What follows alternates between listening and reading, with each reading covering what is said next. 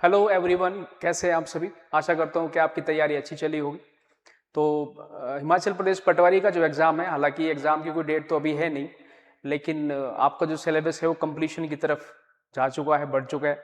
तो next step जो आपका होना चाहिए वो ये होना चाहिए कि जो हम पढ़ चुके हैं, जितना हमारा सिलेबस हो चुका है, उसके हिसाब से हम जो कुछ क्वेश्चंस जो है वो प्रैक्टिस करें। तो हमने यहाँ पर कुछ चीज़ें शुरू की हैं जो आपके लिए बेनिफिशियल होने वाली है, जिसमें हम क्या करेंगे, कुछ क्वेश्चंस उठाएंगे, जैसे कुछ ज्योग्राफी के हैं या कुछ मैथ्स के हैं। तो सब्जेक्ट वाइज हम चीज़ों को करेंगे और चीज़ें आपके लिए बहुत बेनिफिशियल रहने वाली है।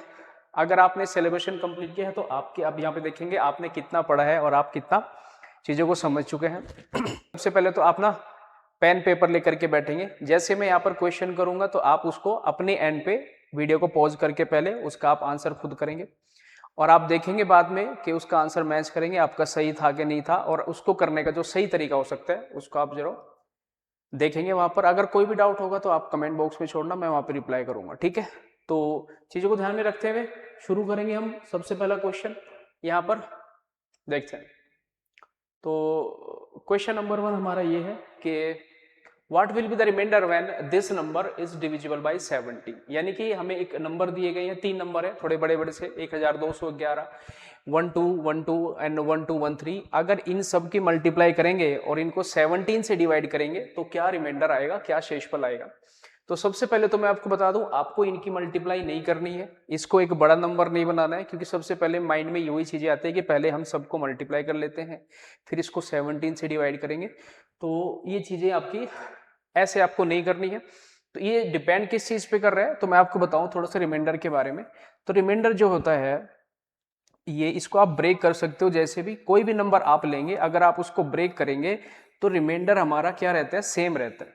कैसे रहता है, फॉर एग्जाम्पल अगर मैं आपसे कह रहा हूं कि 48 अगर नंबर है, 48 को अगर मैं 7 से डिवाइड करता हूं तो आप देखेंगे यहां पर जो रिमाइंडर आएगा, 7 गुना 6 42 होता है, तो रिमाइंडर क्या आ जाएगा, ठीक है। रिमाइंडर कितना आ गया, 6 आ गया। लेकिन अगर मैं इस नंबर को ब्रेक करूं, चाहे जैसे मर्जी करो, उससे कोई फर्क नहीं पड़ेगा। जैसे मैंने इसको लिख लिया 40+8 लिख लिया है, तो आप जब 7 से डिवाइड करेंगे तो इसको करेंगे 7 से 40 को डिवाइड करूंगा, 7 पंजे 35 होता है तो 5 बचेगा। और 7 से जब 8 को डिवाइड करूंगा, 7 एकम 7 तो 1 बचेगा, बीच में प्लस था, तो यहाँ पर 5 और 1 जुड़ करके हमारा फिर से रिमाइंडर कितना आ जाएगा, 6 आ जाएगा। तो यहां से मैं आपसे कहना चाह रहा हूं कि अगर आपका नंबर सेम है, उसको आप फिर चाहे जैसे आप ब्रेक करेंगे, रिमाइंडर पे कोई फर्क नहीं पड़ता है। आप इसको 8 इंटू 6 या कुछ भी ब्रेक कर सकते हैं। तो यहां पर इस क्वेश्चन को करने का तरीका क्या होगा, आपको ये लिख लेता हूं, 1211 मल्टीप्लाई 1212 और इंटू 1213 है। इसको मुझे 17 से डिवाइड करना है। तो मैं आपसे सिर्फ ये कहना चाह रहा हूं, इनको सबको मल्टीप्लाई नहीं करना है, आपको सिर्फ एक नंबर डिवाइड करके देखना है। अगर मैं इस नंबर से 17 से इसको डिवाइड करूंगा तो क्या रिमाइंडर आएगा। 17 से अगर मैं इसको डिवाइड करता हूं तो हम देखेंगे 17 से 7 बार जाएगा 119, फिर बचेगा 2, और 17 से एक बार जाएगा और बच जाएगा हमारा कितना, 4। यानी कि इसको अगर मैं 17 से डिवाइड कर रहा हूं, इसको 17 से डिवाइड किया तो 4 रिमाइंडर आएगा। लेकिन अब आप ये मत सोचना कि इसको फिर से इसको डिवाइड करना पड़ेगा, नहीं, आपको इस नंबर को देखना है, ये नंबर इससे कितना ज्यादा है, 1 ज्यादा है, ये वाला नंबर इससे 1 ज्यादा है, तो यहाँ पर रिमाइंडर भी 1 ज्यादा रहेगा, यानी कि इसको डिवाइड करेंगे तो रिमाइंडर 5 रहेगा। नेक्स्ट में भी ऐसे देखना है, ये इससे 1 ज्यादा है तो यहाँ पर रिमाइंडर भी 1 ज्यादा, यानी कि 6 आएगा। इनके बीच में अगर आपको मल्टीप्लाई दिख रही है तो आपको मल्टीप्लाई ही लगानी है। अब ये क्वेश्चन इसका नहीं, अब ये क्वेश्चन इसका बन चुका है। ऊपर वाला जो नंबर हमारा बचा, कितना बचा, 4 इंटू 5 20, 20 में 6 की मल्टीप्लाई करूंगा, ये आएगा 120, और 120 को 17 से डिवाइड करूंगा, 17 सत्ते जो होता है 119 होता है, और 119 जाएगा तो 120 में से माइनस होकर के जो रिमाइंडर बचेगा वो 1 बचेगा, ठीक है। तो इस क्वेश्चन का सही आंसर कितना हो जाएगा जी, 1, ऑप्शन नंबर ए हो जाएगा, ठीक है।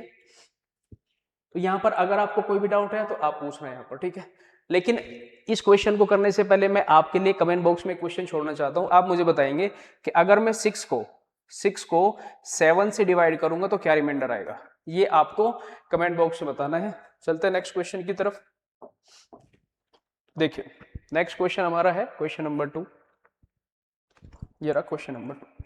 इसने कहा कि the number of factors of 3600, 3600 के टोटल कितने फैक्टर्स होंगे या टोटल कितने गुणनखंड होंगे। आपको पता होगा कि फैक्टर्स क्या होते हैं। फैक्टर्स ऐसे नंबर होते हैं जो किसी नंबर को डिवाइड करते हैं, ठीक है। जैसे मैं कह रहा हूं 3600 के गुणनखंड कितने होंगे या 3600 के फैक्टर कितने होंगे, तो आपको बताना है कि ऐसे कितने नंबर होंगे जो 3600 को डिवाइड कर सकते हैं। तो इसको करने का एक तरीका होता है, वो कैसे होता है उसको देखते हैं फटाफट से।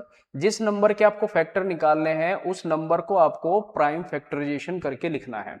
प्राइम फैक्टराइजेशन कैसे होता है, जैसे आपने किया होगा कि 3000, जैसे 36 के करके बताता हूँ। 36 को पहले 2 से डिवाइड करेंगे तो ये कितना हो जाएगा 18 आ जाएगा। फिर से 2 से करूंगा तो ये कितना हो जाएगा 9। अब ये 2 से तो होता नहीं है तो हम इसको 3 से करेंगे तो ये 3 हो जाएगा, और 3 से करेंगे तो फिर 1 हो जाएगा। तो यानी कि 36 को हम क्या लिख सकते हैं, हम 36 को लिख सकते हैं 2 की पावर 2 इंटू 3 की पावर 2। ये पावर 2 का मतलब है कि 2 बार आया है और ये भी 2 बार आया है, ठीक है। आई थिंक आपको इतनी सारी चीजें आती होंगी। तो हमें प्राइम फैक्टराइजेशन करना है 3600 का, तो 3600 को आप थोड़ा सा ब्रेक करके ऐसे लिख लीजिए कि 36 और इंटू 100, तो ये भी तो 3600 होता है। लेकिन ये प्राइम फैक्टराइजेशन नहीं है क्योंकि ये नंबर प्राइम नहीं है, इसको थोड़ा और ब्रेक करना पड़ेगा। 36 को मैंने अभी आपको बताया 36 कितना होता है 2 की पावर 2 और इंटू 3 की पावर 2 होता है। सेम मैं यहां पर क्या करूंगा 100 को भी लिख दूंगा ऐसे। 100 को कितना लिखेंगे, ये होता है 2 की पावर 2 और इंटू 5 की पावर 2। 25 में 4 की गुणा करेंगे तो 100। अब देखिए जब बेस सेम रहता है मल्टीप्लाई में पावर जुड़ जाती है, तो इसका जो फाइनल प्राइम फैक्टराइजेशन आएगा वो आएगा 2 की पावर 2 इंटू 2 की पावर 2 का मतलब होगा कि पावर जुड़ करके 2 की पावर 4 होगा इंटू फिर 3 की पावर 2 ही रहेगी और 5 की पावर हमारी 2 ही रहेगी। ये 3600 का फाइनल प्राइम फैक्टराइजेशन है। लेकिन अगर आपको टोटल फैक्टर्स निकालने हैं तो वो यहीं से निकलेंगे। वो कहां से निकलेंगे, वो यहां से निकलेंगे। कैसे निकलेंगे, जो भी हमारे प्राइम नंबर की जो पावर्स यहां पर आपको दिख रही है, जैसे यहां पर इसकी पावर 4 आई है तो इसमें एक जोड़ देंगे तो ये हो जाएगा 5। ये पावर 2 थी, इसमें भी एक जोड़ देंगे तो ये हो जाएगा 3, और ये पावर में भी एक जोड़ देंगे तो ये भी हो जाएगा 3, और इन सब की मल्टीप्लाई 5 थे 15 और 15 गुना 3 कितना आ जाएगा 45 आ जाएगा। और यही इस क्वेश्चन का आंसर हो जाएगा ऑप्शन नंबर ए। 3600 के जो टोटल नंबर ऑफ फैक्टर्स होंगे वो कितने होंगे 45 होंगे। अब वैसे तो जानने वाली चीज इसमें बहुत सारी है। अगर क्वेश्चन आएगा आपके मन में कि ये 4 से 5 क्यों हो रहा है, ये 3 क्यों हो रहा है, ये 3 क्यों हो रहा है, तो इसके लिए हम किसी और क्लास में बात करेंगे जिससे कि मैं डिटेल में आपको बता सकूं। थोड़ा सा आइडिया दे देता हूं कि ये क्यों हुआ है। अगर आपको फैक्टर निकालने होते हैं तो 2 की पावर 4 का मतलब होता है कि आप 2 की पावर 0 से शुरू करेंगे, 2 की पावर 1, 2 की पावर 2, 2 की पावर 3 और 2 की पावर 4। इसको भी 3 की पावर 0 से करेंगे, 3 की पावर 1, 3 की पावर 2 होगा। ये 5 की पावर 0, 5 की पावर 1, 5 की पावर 2 होगा। यहां तक लास्ट तक लिखना है। तो इसमें जब मल्टीप्लाई करेंगे ना तो अपने आप फैक्टर आते रहते हैं। जैसे इसकी वैल्यू 1 होती है, इसकी वैल्यू 1 होती है, इसकी वैल्यू 1 होती है। ये वैल्यू 2 है, ये 4 है, ये 8 है और ये 16 है। ये कितना है 3 है, ये कितना 9 है, ये 5 है और ये 25 है। तो देखो अगर मैं इसमें इसकी मल्टीप्लाई करूंगा तो एक फैक्टर आएगा जो इसको डिवाइड करेगा, यानी कि वो कितना आएगा 1 इंटू 1 1 आएगा। अगर इसमें मल्टीप्लाई करूंगा तब भी वो 1 ही रहेगा। इसमें मल्टीप्लाई करूंगा 1 इंटू 3 3 आएगा तो वो भी इसका एक फैक्टर है। इसमें इसकी मल्टीप्लाई करूंगा तो 5 आएगा, वो भी इसका एक फैक्टर है। तो यहाँ पर ऐसे बहुत सारे फैक्टर हमारे आने वाले हैं, ठीक है। इसमें सबकी मल्टीप्लाई होती रहेगी ऐसे। तो ये चीजें वैसे इतने काम की है नहीं। अगर आपको पटवारी का ही एग्जाम देना है तो आपको सिर्फ क्या ध्यान रखना है, आपको ध्यान रखना है कि जो भी हमारे प्राइम नंबर की पावर आएगी उस पावर में एक एक ऐड करते रहना है और आपका टोटल फैक्टर्स आ जाएंगे। इसमें और भी क्वेश्चंस होते हैं कि इवन फैक्टर्स कितने हैं, ऑड फैक्टर्स कितने हैं, उनका सम निकालना होता है। वो भी हम किसी और दिन नंबर ऑफ क्वेश्चंस करेंगे उनके बारे में। अभी के लिए क्वेश्चन नंबर 3 पे चलते हैं। क्वेश्चन नंबर 3 में कहा गया है कि Surya works 3 times as fast as Ramu and is able to complete a work in 40 days less than the number of days taken by Ramu। सूर्य जो है, सूर्य वैसे भी आजकल काफी छाया हुआ है, ठीक है, वर्ल्ड कप जीत गए हम लोग। सूर्य रामू से 3 गुना अधिक तेजी से काम करता है। तो यहां पर मैं लिखता हूं सूर्य और ये है रामू। अब आप यहां पे देखेंगे 3 गुना अधिक बोला है, 3 गुना अधिक तेजी का मतलब होता है एफिशिएंसी, यानी कि काम करने की जो स्पीड है। तो यहां पर एफिशिएंसी का रेशो दिया गया है, ये कितना 3:1। एफिशिएंसी का रेशो 3:1 है, 3 गुना। तो आपको मैंने एक चीज बताई है क्लासरूम के अंदर कि भाई अगर कभी भी आपको वही काम करना हो, अगर हमारा जो वर्क है वो कांस्टेंट है, तो जो रेशो होगा एफिशिएंसी का उसका ऑपोजिट रेशो हो जाता है टाइम का। तो टाइम का जो रेशो होगा ये 1:3 हो जाएगा। यानी कि अगर सूर्या को 1 दिन लगता है काम करने में तो रामू को 3 दिन लगेंगे। तो आप यहां पर रेशो में देखेंगे कितने कम लग रहे हैं, तो रेशो में तो 2 कम लग रहे हैं, रेशो में तो 2 कम लग रहे हैं। लेकिन क्वेश्चन में कहा है कि जो सूर्या है उसको 40 दिन कम लगते हैं, 40 दिन। इस 2 की वैल्यू को 40 बनाना है तो 1 की वैल्यू क्या लेनी पड़ेगी, ये 2 इसको आगे डिवाइड करेगा, यानी कि 1 यूनिट की वैल्यू मुझे 20 यूज करनी है। और जब 1 यूनिट की वैल्यू आ गई तो आप यहाँ पे इनका प्रॉपर टाइम निकाल सकते हैं। प्रॉपर टाइम का मतलब है यहां पर कि अगर 1 की वैल्यू 20 है तो ये भी तो 1 ही था, यानी कि इसको टोटल जो है वो 20 डेज लगते हैं। और रामू को कितने लगते हैं, 20 × 3 60 डेज लगते हैं। तो क्या ये क्वेश्चन बिल्कुल बेसिक वाला क्वेश्चन नहीं हो गया कि किसी काम को सूर्या करता है 20 डेज में और उसी काम को जो रामू है वो करता है 60 डेज में। ये प्रॉपर वाला टाइम आ जाता है लास्ट में। और क्वेश्चन में कहा गया है वे दोनों मिलकर, अगर दोनों मिलकर काम करें, तो मैंने आपको क्लास में बताया कि जब भी बोथ वाला क्वेश्चन होता है तो आपको करने का तरीका क्या हो सकता है, इन दोनों की मल्टीप्लाई ऊपर और नीचे इन दोनों का सम कर देते हैं। ठीक है जी, ये कर देते हैं, या फिर एलसीएम मेथड से भी कर सकते हैं, कोई दिक्कत वाली बात वहां पे है नहीं। अगर मैं यहाँ पे थोड़ा सा करूं तो 20 × 60 हो जाएगा और नीचे इनका सम 80 हो जाएगा। 20 से जो 80 है ये कट जाएगा 4 बार, 4 जो है 60 को काट देगा 15 बार। तो दोनों मिलकर के जो काम करेंगे वो 15 दिन में, उसको आई थिंक विजिबल है कि नहीं, हाँ ठीक है दिख रहा है। तो जो आंसर हो जाएगा वो कितना हो जाएगा, 15 इसका सही आंसर हो जाएगा कि दोनों मिलके उस काम को 15 दिन में कर सकते हैं। आसान सा क्वेश्चन है। टाइम एंड वर्क का मैंने जब भी क्वेश्चन कराया सिर्फ 2 चीज आपको कहा है कि टोटल टाइम पे फोकस करिए और इफिशियंसी पे, बाकी सब कहानी है, बाकी सब मोह माया है। ठीक है, तो हम चलते हैं अगले क्वेश्चन की ओर। कोई भी डाउट होगा तो आप फटाफट से कमेंट बॉक्स में लिखना, मैं आपको रिप्लाई कर दूंगा वहीं पर ही। क्वेश्चन है ये, if the third term of an arithmetic series, ये क्वेश्चन है अर्थमेटिक प्रोग्रेशन का, पटवारी के सिलेबस में लिखा हुआ है अर्थमेटिक प्रोग्रेशन, तो ये उसका है। इफ द थर्ड टर्म यानी कि जो तीसरा पद है, तीसरा पद वो 13 है और जो 5वां पद है वो 21 है, तो 13वां पद कितना होगा, फाइंड द 13 टर्म। तो यहाँ पर मैंने आपको बताया कि कैसे करना है भाई, यहाँ पे देखेंगे कैसे लिखते हैं। अगर मैं आपसे पूछूं कि तीसरा पद कैसे लिखेंगे आप, तीसरा पद, तो तीसरा पद होता है a + 2d, तीसरे से एक कम करके लिखना होता है 2d। जैसे 5वां पद होगा तो ये होगा a + 4d, 5 से एक पहले, तो a + 2d किसके बराबर है, 13 के बराबर है। ठीक है जी, 5वां पद 21 है, 5वें पद को फिर से मैं बताया आपको a + 4d लिखा जाएगा, 4d, और ये किसके इक्वल है, ये है 21 के।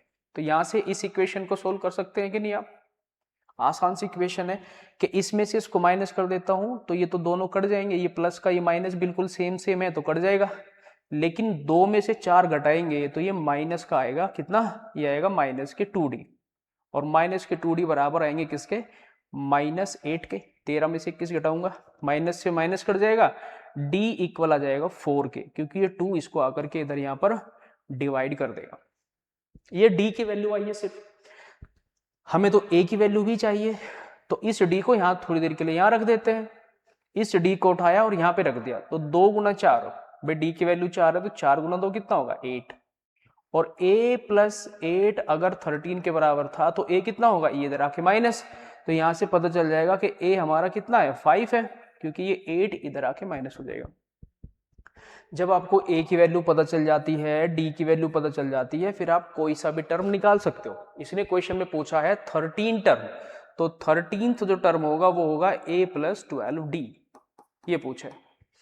तो हमें सबकी वैल्यू पता है, रख देंगे। a की वैल्यू कितनी रख देंगे, 5, प्लस d की वैल्यू रख देंगे 4, तो 12 में 4 की मल्टीप्लाई, यानी कि 5 + 12 × 4 48, 48 में 5 जोड़ेंगे तो 53, ऑप्शन नंबर बी इसका सही आंसर हो जाएगा। ठीक है, एपी का जो चैप्टर है काफी इजी है, तो इसमें आपको कुछ चीजें ध्यान रखनी है, उसके बेस पे आप सारी कैलकुलेशन आसान तरीके से कर सकते हैं। आई थिंक आपको समझ में आ गया होगा। तो चलते हैं नेक्स्ट क्वेश्चन पे।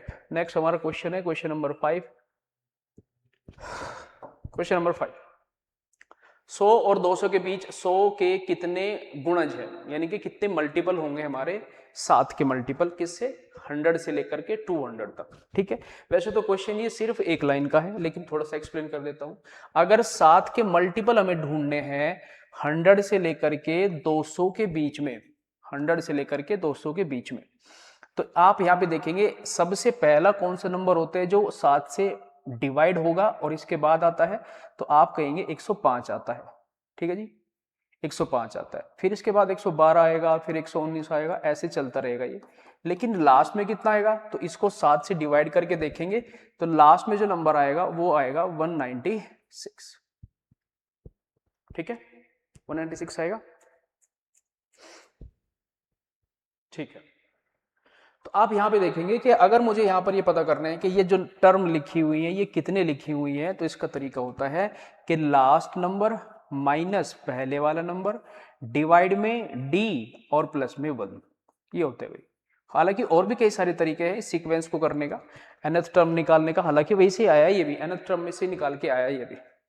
तो L का मतलब है लास्ट टर्म, लास्ट टर्म कितनी है 196 माइनस ये है पहली टर्म, इसमें से माइनस करूंगा मैं 105 और डिवाइड में करूंगा डी। डी का मतलब है इनके बीच में जो डिफरेंस ये आ रहा है, तो ये 7 का ही होगा क्योंकि 7 के मल्टीपल हम देख रहे हैं, तो डी की वैल्यू 7 रहेगी और प्लस हो जाएगा 1 यहाँ पर। 196 में से 15 जाएगा तो कितना जाएगा भाई 105, ये बचेगा हमारा 91। तो 91 डिवाइड में 7 एंड प्लस में 1, ये प्लस में 1 जरूर रहता है, इसको मत छोड़ना। इससे डिवाइड करेंगे तो 13 आएगा, 13 में 1 जोड़ देंगे तो ये नंबर हमारे कितने आ जाएंगे, ऑप्शन नंबर ए जो है इसमें जो नंबर हमारे आएंगे वो आएंगे 14। सेकंड क्या होता है भाई, अगर इसने कहा है कि 200 और 100 के बीच में होने चाहिए, तो आप ऐसा करो कि 200 को 7 से डिवाइड कर दो और माइनस कर दो 100 से, 7 से डिवाइड करके, इससे भी आप इसका आंसर निकाल सकते हो। अगर आप 7 से डिवाइड करेंगे तो आप देखेंगे 7 दूनी 14, फिर 6 बचेगा, 7 8 56 होगा, इसकी वैल्यू 28 आएगी, इसकी वैल्यू 28 आएगी।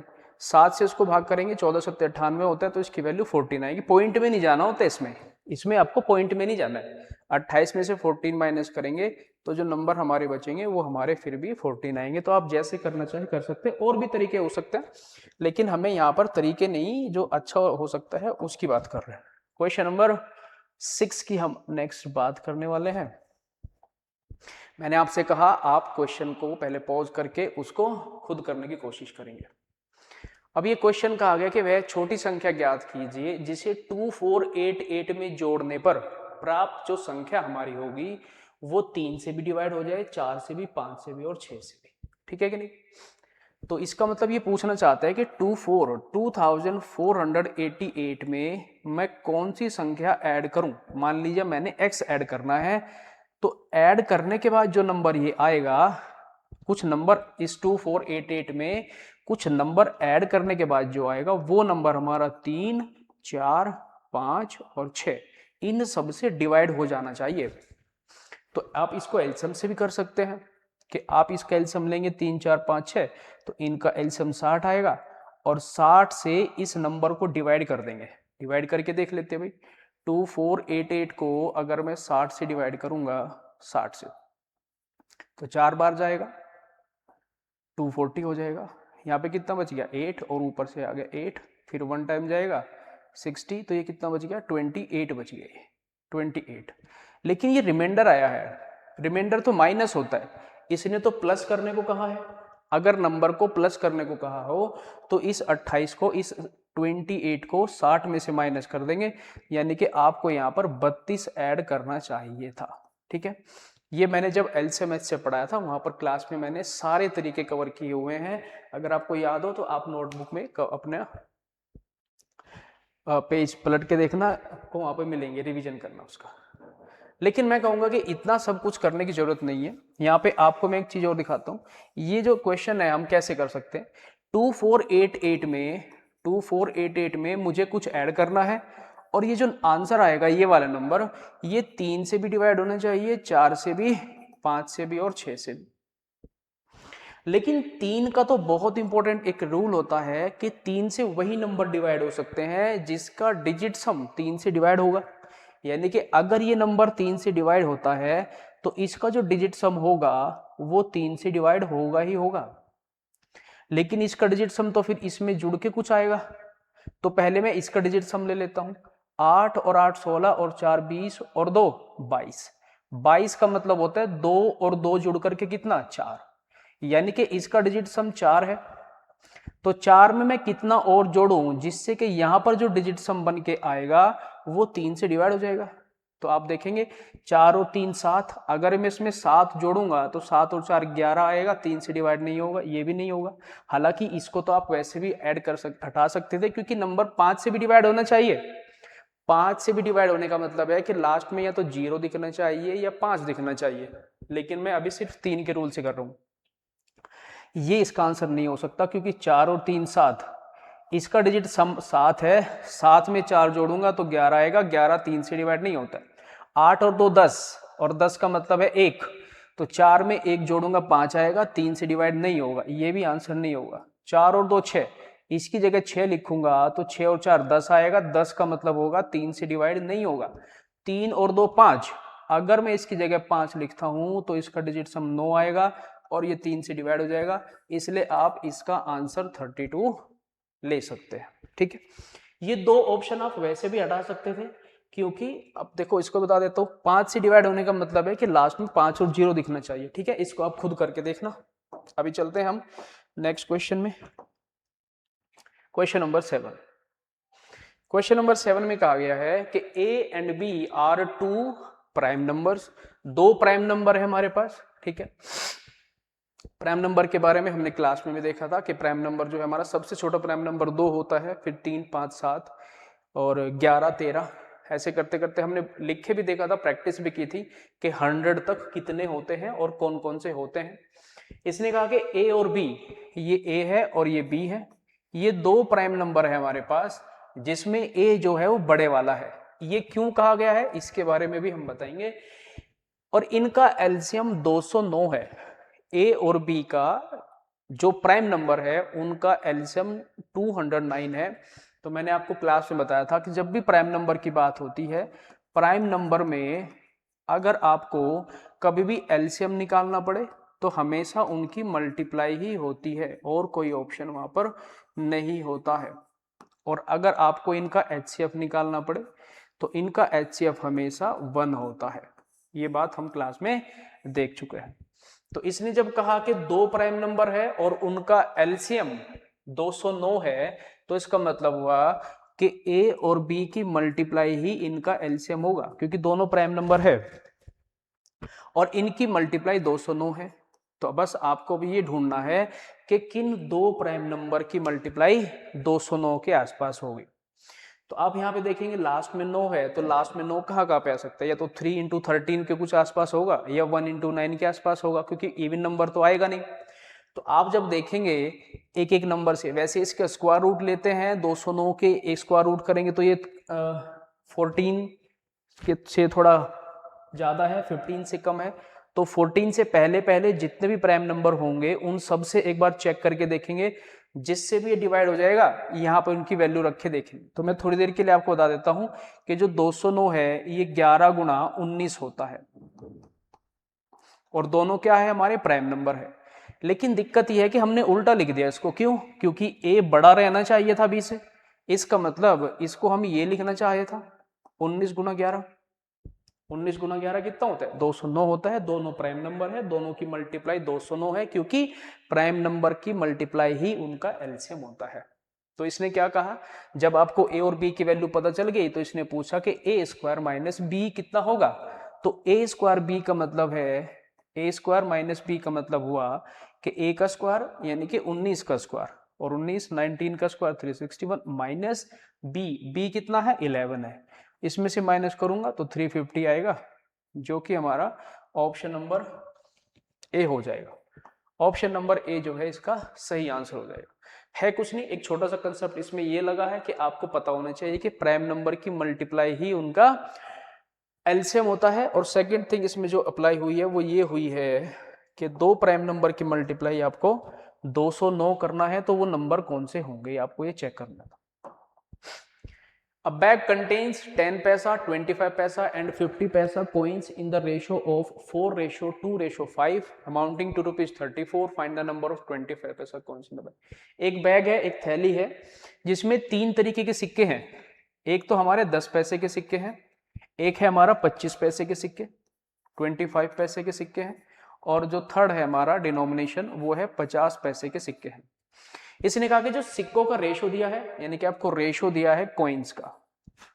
मैंने आपको बताया है कि ये दो टाइप के क्वेश्चन होते हैं और ये कौन से टाइप का है ये आपको यहां पर समझना पड़ेगा। रेशो अगर कॉइन का दिया है कितना 4:2:5, तो आप यहां पे क्या करेंगे, अगर आपको रेशो दिया है सिक्कों का तो यहां पर इतने ही सिक्के मानते हुए आपको ये ही सिक्के मानने हैं सारे। आपको यही मानना है कि अगर ये 4 ही सिक्के होते, ये 2 ही सिक्के होते और ये 5 ही सिक्के होते तो कितनी वैल्यू होती। 10 पैसे के अगर 4 ही सिक्के होते तो आपके पास 40 पैसे होते। 25 पैसे के अगर 2 ही सिक्के होंगे तो आपके पास 50 पैसे होंगे। 50 पैसे के 5 सिक्के तो आपके पास 250 पैसे होंगे। तो टोटल कितने पैसे आपके पास हैं, 250 और 50 300 प्लस 40 340 पैसे आपके पास होते वैल्यू में। लेकिन इसने कहा कि जो टोटल रुपीज थे हमारे, टोटल जो अमाउंट था, टोटल अमाउंटिंग कितना था 34 रुपए, 34 रुपीज। तो 34 रुपीज का मतलब होगा 34 इंटू 100, क्योंकि पैसों में ही बनाना पड़ेगा इसको भी, यहां पर पैसों की बात हुई है। तो एक यूनिट की वैल्यू कितनी होगी, पी से पी कट जाएगा, एक जीरो से ये जीरो कट जाएगी, 34 से 34 कट जाएगा, तो एक की वैल्यू आ गई 10। और जब एक की वैल्यू आ गई इसका मतलब आप किसी की भी वैल्यू निकाल सकते हैं। एक की वैल्यू 10 आई है, इसने कहा कि 25 पैसे के सिक्के बताने हैं। 25 पैसे के सिक्के तो ये थे, ये वाले। तो एक की वैल्यू 10 है तो 2 की वैल्यू कितनी हो जाएगी 20 हो जाएगी। तो 25 पैसे के जो सिक्के होंगे वो हमारे पास कितने हो जाएंगे, ये हो जाएंगे 20 कॉइन्स हो जाएंगे। ठीक है, ये दो टाइप के क्वेश्चन होते हैं। एक में आपको रेशो दिया होता है कॉइन का और वैल्यू बनानी पड़ती है, और एक टाइप होता है जिसमें रेशो दिया होता है वैल्यू का, उसमें आपको कॉइन्स बनाने होते हैं। आई थिंक आपको चीजें याद आ गई होगी, रिवाइज हो गया होगा आपका। क्वेश्चन नंबर 9 की बात करें आगे चलते हुए। The average age of 10 students and there teacher is 15 years. ठीक है, the average age of the first 7 student is 15 years and that of the last 3 is 10 years. What is the teacher's age? Teacher की as कितनी होगी। तो यहां पर मैं आपसे पूछूं कि टीचर की एज कितनी होगी, वैसे तो इसको आप बेसिक तरीके से भी कर सकते हैं, कई सारे तरीके हमें यहाँ पे दिख सकते हैं। ठीक है, आप अपने तरीके से करना है इसको। अगर आपको आता है तो इसका आंसर आपको कमेंट बॉक्स में करना है। मैं आपको बता रहा हूँ कि इसको सही तरीके से कैसे कर सकते हैं।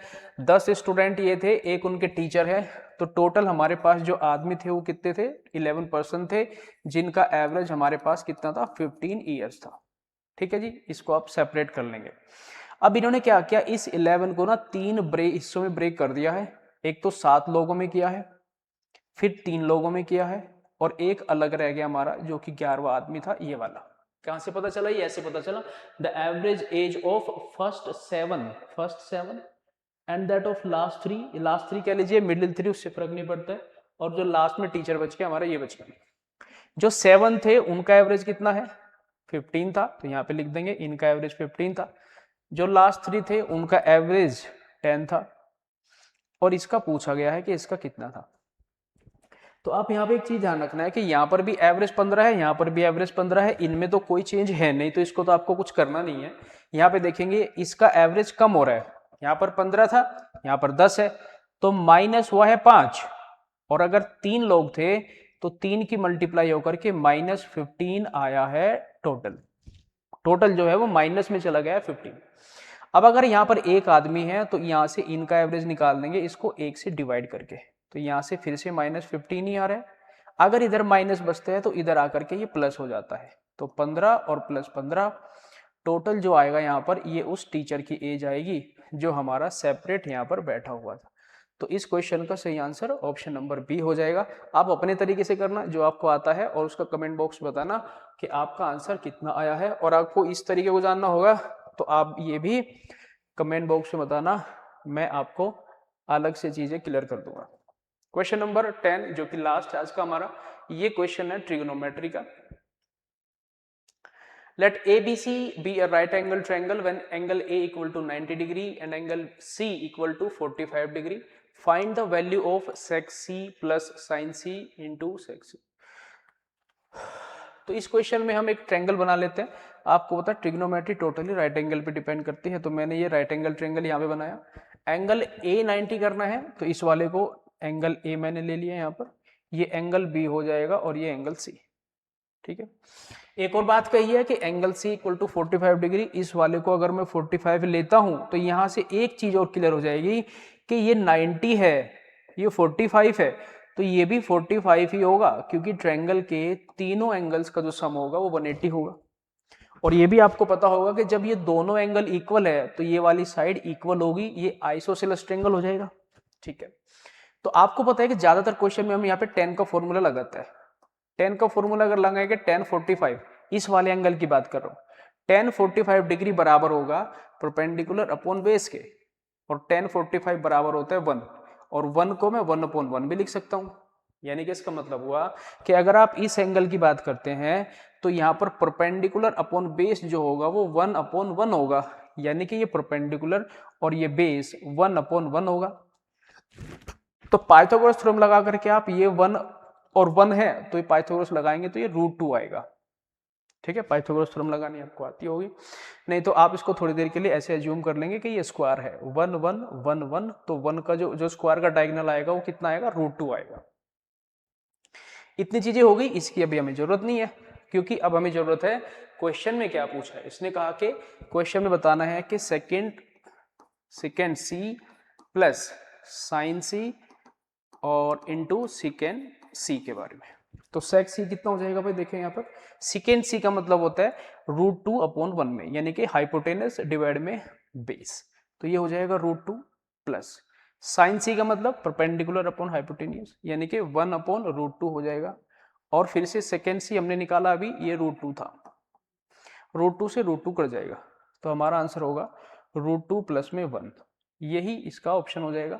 और ऑप्शन नंबर सी हमारा यहाँ पर लिखा हुआ है। ठीक है, तो ये थे हमारे आज के 10 क्वेश्चन। कैसे लगे क्वेश्चन आपको, आप कमेंट करके बताना, और नंबर ऑफ क्वेश्चंस अगर आपको इंक्रीज करने हैं तो वो भी बताना, जो भी आपको लग रहा है, जैसा लग रहा है आप प्लीज कमेंट करके बताना, मैं वहां पे रिप्लाई जरूर करूंगा। थैंक यू फॉर वॉचिंग, मिलते हैं नेक्स्ट वीडियो में।